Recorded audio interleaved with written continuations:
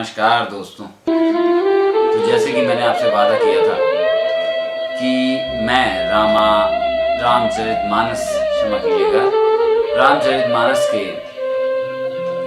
वैज्ञानिक पक्ष को लेकर चलूँगा और आपको बताता चलूँगा कि वास्तव में उसमें विज्ञान कहाँ है, किस तरीके से उसका इस्तेमाल किया गया है। और जैसा कि पहले भी कहा गया था कि मैं इसको तथ्यों को तोड़ने मरोड़ने की बजाय स्पष्ट रूप से सामने जो पूर्णतः वैज्ञानिक सिद्धांत सिद्ध होता है उसकी बात करूंगा।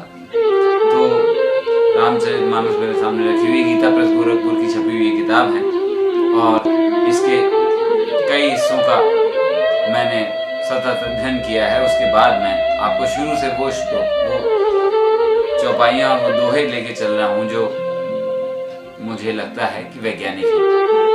ध्यान रखिएगा, आप अपनी राय देने के लिए स्वतंत्र हैं और अगर किसी प्रकार से आपको लगता है कि मेरे संबोधन में या मेरे भावार्थ में या मेरे संदर्भों में कहीं गलती है तो आप निसंदेह मुझसे कह सकते हैं। कमेंट बॉक्स में अपनी बात लिख सकते हैं। आपके सुझावों का भी स्वागत है। तो बालकांड, रामचरितमानस का बालकांड, जहाँ बालकांड से शुरू हुई है उसमें एक श्लोक है, वंदे बोधमयम् नित्यं गुरुं शंकर रूपिणं यमाश्रितो हि वक्रोऽपि चंद्रः सर्वत्र वंद्यते।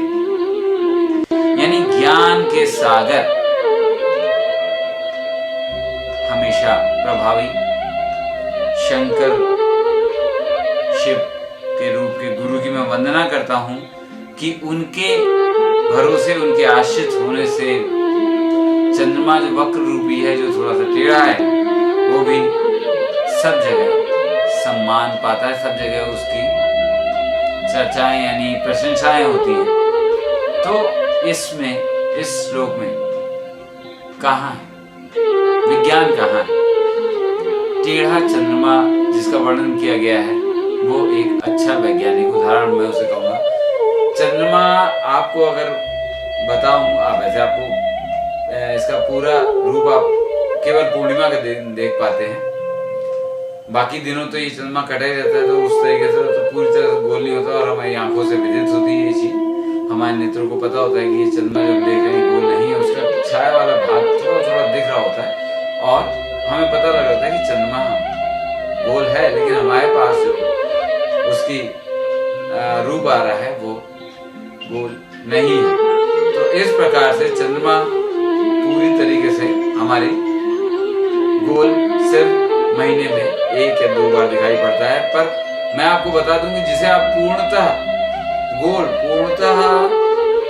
गोल चंद्रमा मानते हैं वो भी पूर्णतः गोल नहीं होता। चंद्रमा जैसे पृथ्वी पूरी तरह से गोल नहीं है, इसी तरह चंद्रमा भी पूरी तरह से गोल नहीं है, यानी वृत्त एक पूरा नहीं है। चंद्रमा थोड़ा सा अपने पोल्स पर, अपने सिरों पर थोड़ा सा टेढ़ा होता है, बहुत जरा सा टेढ़ा, लेकिन फिर भी वो वंदनीय होता है।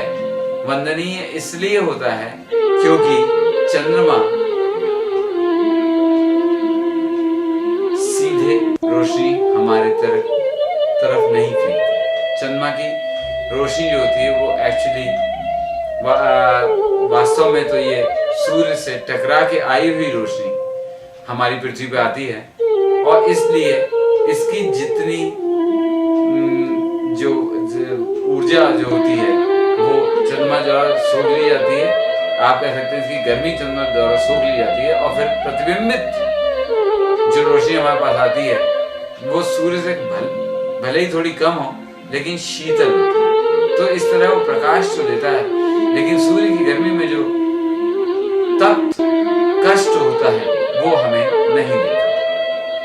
तो ये टेढ़ा चंद्रमा रहता टेढ़ा ही, संपूर्ण रूप से वृत्त रूप में नजर आने वाला चंद्रमा भी टेढ़ा ही है।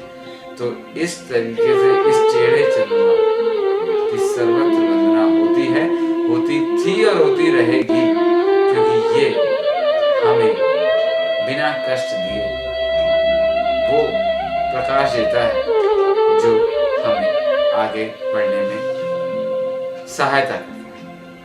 तो ये था इस दोहे का वैज्ञानिक वर्णन, चंद्रमा क्या है, चंद्रमा किस तरीके से हम तक अपनी रोशनी पहुंचाता है, और जो उन्होंने कहा है कि टेढ़ा चंद्रमा है, वक्रीय चंद्रमा है, तो वो क्यों है और क्या वास्तव में है, तो आपने पाया है। तो अगला दोहा के लिए अगला पार्ट देखिए, मेरा अगला वीडियो देखिए। नमस्कार।